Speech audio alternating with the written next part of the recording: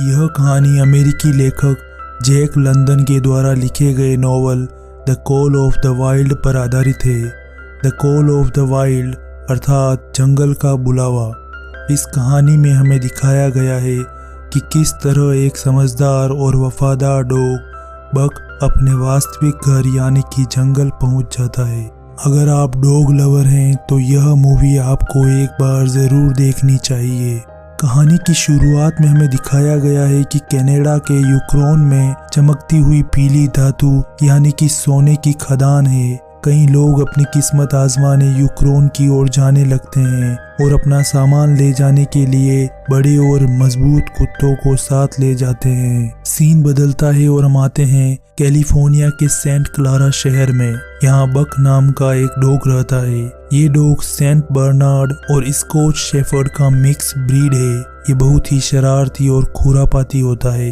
इसका मालिक इस शहर में डिस्ट्रिक्ट जज है, इसलिए शहर में सभी बक को जानते हैं। मार्केट में सर्वेंट के साथ घूमते हुए एक आदमी की नज़र बक पर पड़ती है और वो न्यूज़ में दिए गए एड को देखकर सोचता है कि इस कुत्ते के मुझे अच्छे खासे पैसे मिल जाएंगे। बक और सर्वेंट घर आ जाते हैं। जब उसे बच्चों को उठाने के लिए कहा जाता है तो वह इतनी खतरनाक तरीके से बच्चों को उठाता है कि बच्चे तो क्या घर के बड़े भी उठ जाते हैं। ये साइज में इतना बड़ा है कि जब ये घर में इधर उधर भागता है तो सारे घर के सामान हिलने लगते हैं। इसके इस तरह के बर्ताव के कारण जज मिलर उसे घर से बाहर निकाल देते हैं और दरवाजा बंद कर देते हैं। बाहर एक खरगोश को देखकर वो उसके पीछे भागने लगता है, लेकिन वो उसे पकड़ नहीं पाता। आज बक के मालिक मिलर का बर्थडे है और कई लजीज पकवान बनाए गए हैं। सभी खाना खाने से पहले फोटो खिंचवाने इकट्ठे हो जाते हैं। तभी बक मुंह में एक बोटी लेकर फोटो खिंचवाने आ जाता है। सभी उसे देखने लगते हैं। मिलर जब खाने की सत्यानाश हुई टेबल को देखते हैं तो परेशान हो जाते हैं और वो आज रात बक को सजा के तौर पर घर के बाहर ही छोड़ देते हैं। रात को बिजली गड़गड़ाने से बक डर जाता है। तभी उसे किसी की आवाज सुनाई देती है और ये वही आदमी होता है जो मार्केट में था। वो बक को पास बुलाता है और एक बिस्किट का टुकड़ा बॉक्स में डालकर बक को उसे लेने के लिए कहता है। जैसे ही बक उसे खाने के लिए अंदर आता है, दो आदमी बॉक्स को बंद कर देते हैं। वो आदमी बक के पैसे ले लेता है और उसे बेच देता है। बक ये देखकर बहुत दुखी होता है। अब उस बॉक्स को ट्रेन में चढ़ा दिया जाता है। बक को समझ नहीं आता कि उसे कहाँ ले जाया जा रहा है। कुछ समय बाद एक आदमी बक के बॉक्स को तोड़कर उसे बाहर निकालता है, लेकिन उसके हाथ में एक डंडा होता है। वो बक को डंडे से डराने लगता है। बक घुर्राने लगता है और जैसे ही बक उस पर हमला करता है, वो आदमी बक को जोर से डंडा मारता है, जिससे बक नीचे गिर जाता है। वह उस डंडे से डर जाता है और उस आदमी के इशारे पर नीचे बैठ जाता है। उसे कुछ कुत्तों के साथ बांध दिया जाता है। कुछ देर बाद एक आदमी उसके सामने खाना रखकर चला जाता है। बक रस्सी तोड़कर भागने लगता है। जब वो बाहर आता है तो हैरान हो जाता है। दरअसल वो एक जहाज में होता है, इसलिए अब वो कहीं नहीं भाग सकता। ये जहाज यूक्रेन आता है कुत्तों को यहाँ बेचने के लिए। एक आदमी बक के गले में एक रस्सी बांधकर उसे ले जाता है। तभी बक का पैर बर्फ में पड़ता है और वो रुक जाता है, क्योंकि इससे पहले बक कभी भी बर्फ में नहीं चला था।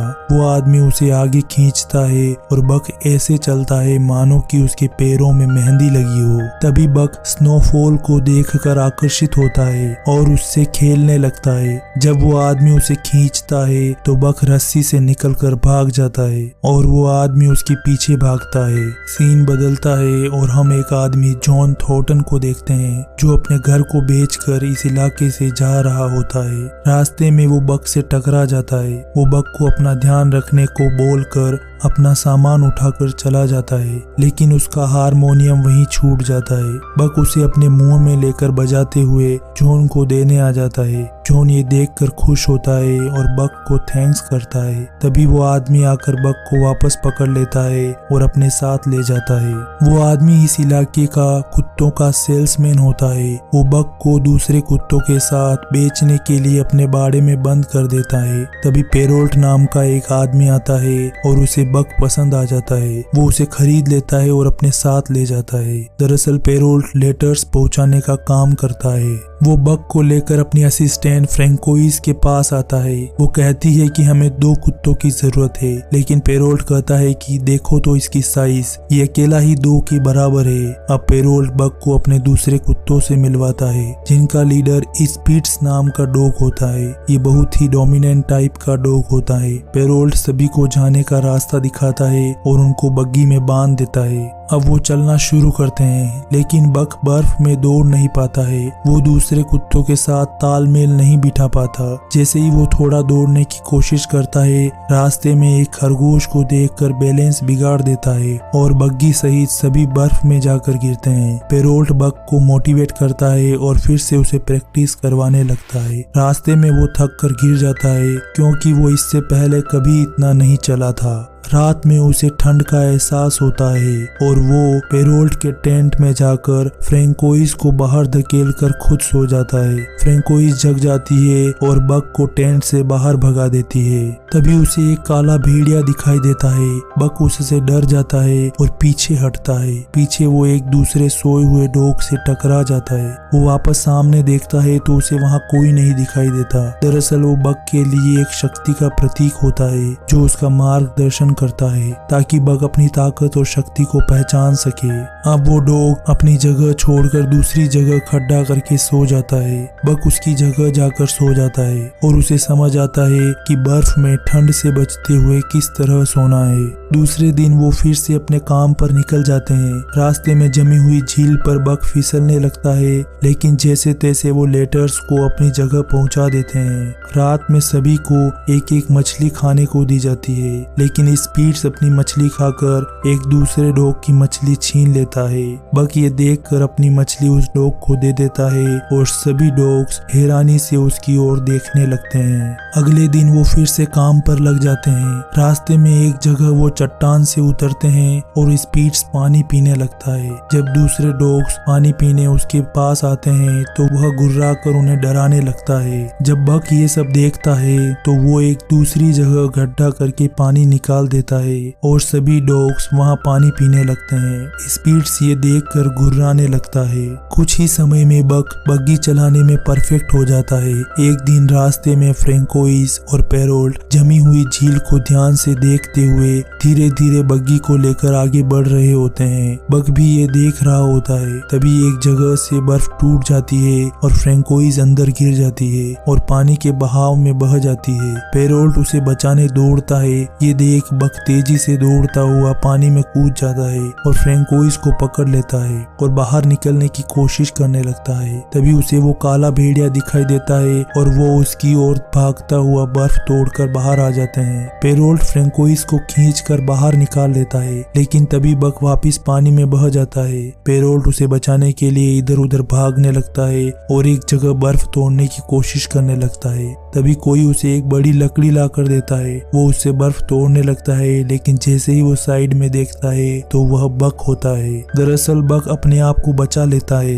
ये देख पेरोल्ट बहुत खुश होता है और बक को गले लगा लेता है। उसे गले लगाते स्पिट्स देख लेता है और बक से जलने लगता है। रात में पेरोल्ट और फ्रैंकोइस बक से बहुत खुश होकर उसे लेग पीस देते हैं। स्पिट्स ये सब देख रहा होता है। तभी बक को एक खरगोश दिखाई देता है और वो उसके पीछे भागने लगता है। सारे डॉग्स भी बक के पीछे भागते हैं और बक उसे पकड़ लेता है, लेकिन वो उसे वापस छोड़ देता है। वो सिर्फ उसके साथ खेलना चाहता है। खरगोश भागने लगता है। तभी स्पिट्स आकर खरगोश को मार देता है। जलन के कारण वो बक पर हमला कर देता है और उसे जख्मी कर देता है। बक बेहोश हो जाता है। अब स्पिट्स बाकी सभी कुत्तों पर रौब जताने लगता है और उन्हें डराने लगता है, लेकिन उनमें से एक कुत्ता हिम्मत करता है और वो बक को उत्साहित करने लगता है। ये देख सभी कुत्ते बक को मोटिवेट करने लगते हैं। बक उठ जाता है और तभी उसे वो काला भेड़िया दिखाई देता है, जो उसके लिए शक्ति का प्रतीक है। इस बार उसे देखकर बक डरता नहीं, बल्कि उसे अपनी ताकत और शक्ति का एहसास होने लगता है और वो स्पिट्स का सामना करने के लिए खड़ा हो जाता है। ये देख स्पिट्स फिर से उस पर हमला करने उसकी ओर भागता है, लेकिन इस बार बक अपनी पूरी ताकत से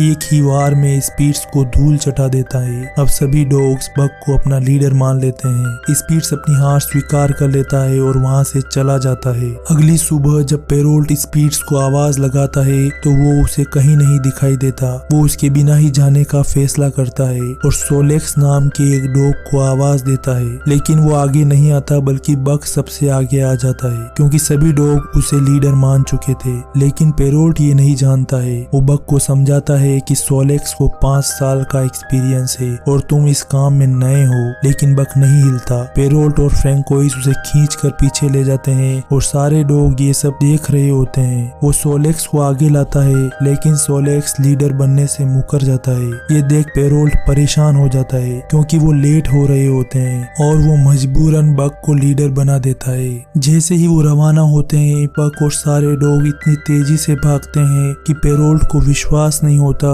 कि बक इतनी तेजी से भाग सकता है और इतने अच्छे से लीड कर सकता है। तभी रास्ते में हिमस्खलन होने लगता है। पेरोल्ट बक को बाईं ओर भागने को कहता है लेकिन बक को दाईं ओर काला भेड़िया दिखाई देता है जो उसका मार्गदर्शन करता है और उसके नीचे बक को एक गुफा दिखाई देती है। बक सीधा गुफा की ओर भागता हुआ उसमें घुस जाता है और सबको बर्फ में धंसने से बचाकर बाहर निकाल लेता है और डेस्टिनेशन की ओर भागने लगता है जहां ऑफिस बंद होने वाला ही था कि बक पूरी टीम लेकर वहां पहुंच जाता है और लेटर्स सही वक्त पर पहुंच जाते हैं। पेरोल्ट बक को बताता है कि हम सिर्फ लेटर्स नहीं लाते बल्कि इनमें लोगों की भावनाओं को लाते हैं। बक उन लोगों को लेटर पढ़ते हुए देखता है। सीन बदलता है और हम जॉन थॉर्टन को अपनी पत्नी को लेटर लिखते हुए देखते हैं। लेटर में वो अपने मरे हुए बेटे के बर्थडे का जिक्र करते हुए उसे याद करके रोने लगता है। इधर बक को वो ही काला भेड़िया फिर से दिखाई देता है जो उसे उत्साहित करके चला जाता है।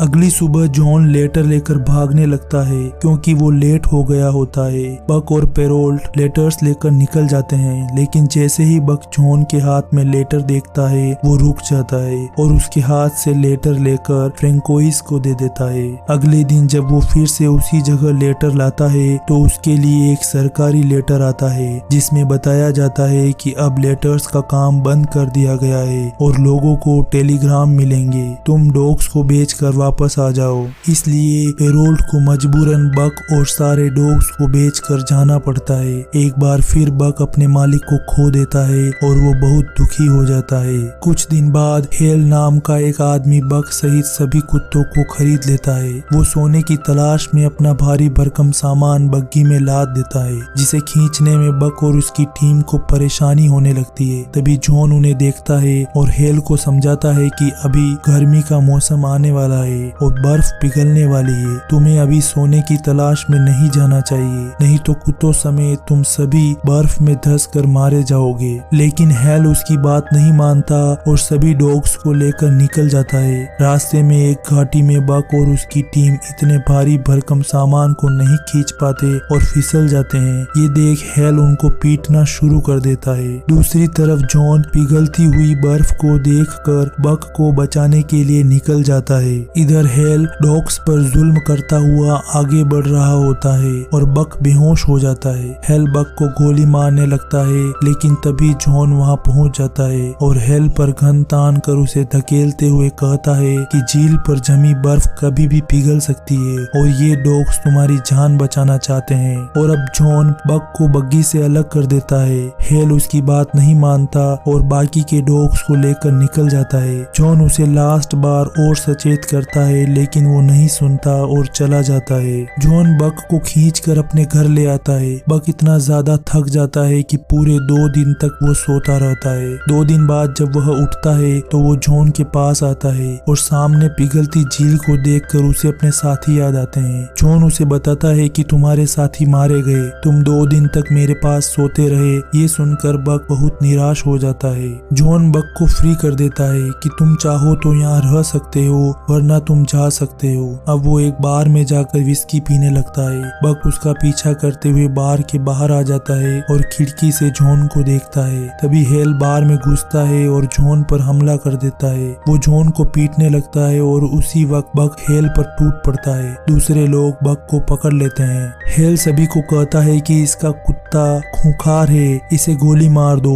मैं इस आदमी से बात कर रहा था और इसके डॉग ने मुझ पर हमला कर दिया। तभी उस बार का मालिक आ जाता है और कहता है कि हम पहले पता कर लें कि कौन गलत है, और उसे हेल के कमर पर गन दिखाई देती है। गन देखकर वो सभी हेल को बाहर फेंक देते हैं। अब घर आकर जॉन शराब पीने लगता है। ये देख बक को बिल्कुल भी अच्छा नहीं लगता। वो जॉन को शराब पीने से रोकता है और उसका ग्लास नीचे गिराकर बोतल लेकर बाहर बर्फ में दबाकर ऊपर बैठ जाता है। जॉन उसे हटाने की पूरी कोशिश करता है लेकिन बक नहीं हिलता। अब जॉन बक को बताता है कि आज मेरे बेटे का जन्मदिन है। जब वो मर गया तो मेरी पत्नी ने मुझे छोड़ दिया और मैं यहाँ आ गया। अब उन दोनों के बीच अच्छी बॉन्डिंग हो जाती है। अगली सुबह वो बक को यूक्रेन का मैप दिखाकर कहता है कि मेरा बेटा पहाड़ों और जंगलों में जाना चाहता था, हम वहाँ चलेंगे। अब वो एक नाव लेकर जंगल की ओर निकल जाते हैं। रास्ते में वो कुछ छोटे झरनों से गुजरते हैं जिसमें बक को बहुत मजा आता है। झरनों से निकलने के बाद उनकी नाव में छेद हो जाते हैं, इसलिए वो पैदल चलने का फैसला करते हैं।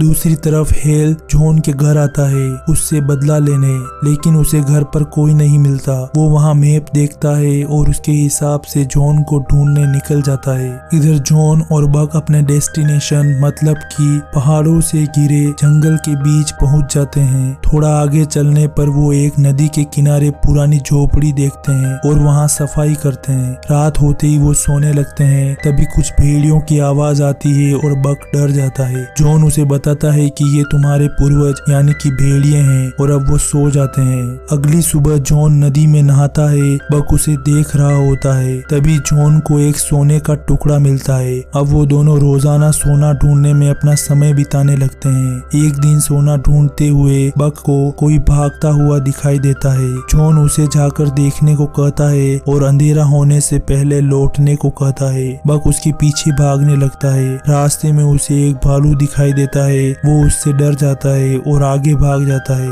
आगे जाने पर वो देखता है कि ये एक सफेद मादा भेड़िया है। बक उससे दोस्ती करने लगता है लेकिन वो वहाँ से भाग जाती है। अगली सुबह बक उस मादा भेड़िया और उनके समूह को शिकार करते हुए देख रहा होता है। तभी उनका एक साथी फिसल कर नदी के तेज बहाव में बह जाता है और बहते हुए आगे जाने लगता है। उसके सभी साथी उसे बचाने के लिए किनारे पर भागने लगते हैं। आगे जाकर वो एक पेड़ के तने पर अटक जाता है। वो मादा भेड़िया और उसके साथी उसे बचाने की कोशिश करने लगते हैं लेकिन वो आगे नहीं जा पाते। तभी बक आता है और छलांग मारकर उस तने के पास पहुंच जाता है और उस लकड़ी के तने को उठाकर आगे खींच लेता है, जिससे उस भेड़िए की जान बच जाती है और वो सभी बक को अपना साथी बना लेते हैं। अब वो रोजाना उनके साथ मिलकर शिकार करने लगता है और कुछ हिस्सा जॉन के लिए भी लेकर आता है। वो भेड़ियों के साथ अच्छे से घुल मिल जाता है। एक शाम बक जॉन के पास लौटने में लेट हो जाता है। इससे जॉन अकेलापन महसूस करने लगता है और फिर से शराब पीने लगता है। बक उसे पीने से रोकता है लेकिन जॉन कहता है कि तुम आजकल बहुत लेट आते हो। जंगल इतना सुरक्षित नहीं है जितना तुम समझ रहे हो। वो बक को अपने गोद में ले लेता है और दोनों सो जाते हैं। अगली सुबह बक जॉन के साथ खेल रहा होता है। तभी वो सफेद मादा भेड़िया बक को लेने आ जाती है। बक जॉन की ओर जाने के लिए देखता है। जॉन उसे जाने के लिए कहता है और उसे अपना ध्यान रखने को कहता है। जॉन उनका पीछा करता है और देखता है कि बक को अब अपना एक परिवार मिल गया है, इसलिए अब जॉन भी अपने परिवार के पास जाने की सोचता है और जाने के लिए अपना सामान पैक कर लेता है। वो सोने के कुछ टुकड़े पानी में वापस फेंक देता है और उतना ही सोना अपने साथ लेता है जितने से उसकी बाकी की जिंदगी बीत जाए। बक बहुत उदास हो जाता है। वो बक को समझाता है कि तुम्हें अब अपना परिवार मिल गया है और तुम्हें उनके साथ रहना चाहिए। मैं कल सुबह निकल जाऊंगा, इसलिए तुम आज ही मुझे अलविदा कर दो। उदास मन से बक चला जाता है।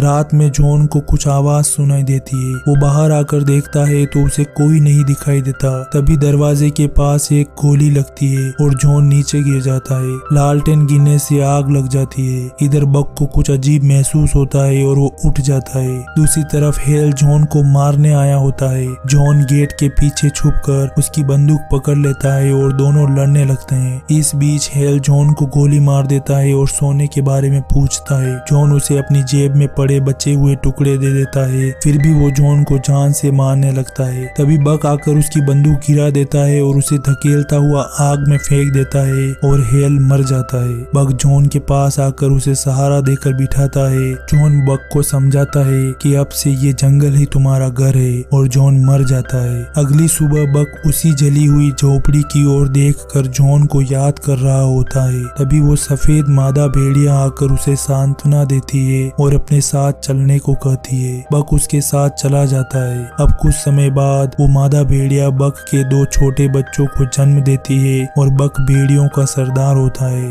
अब वो भालू और अन्य जंगली जानवरों से भी नहीं डरता। जंगल ही अब उसका घर बन गया होता है और ये कहानी यहीं समाप्त हो जाती है। आई होप ये कहानी आपको पसंद आई होगी। वीडियो को लाइक करें और अपने दोस्तों के साथ शेयर करें और ऐसी ही इंटरेस्टिंग मूवीज की कहानी देखने के लिए हमारे चैनल को जरूर सब्सक्राइब करें।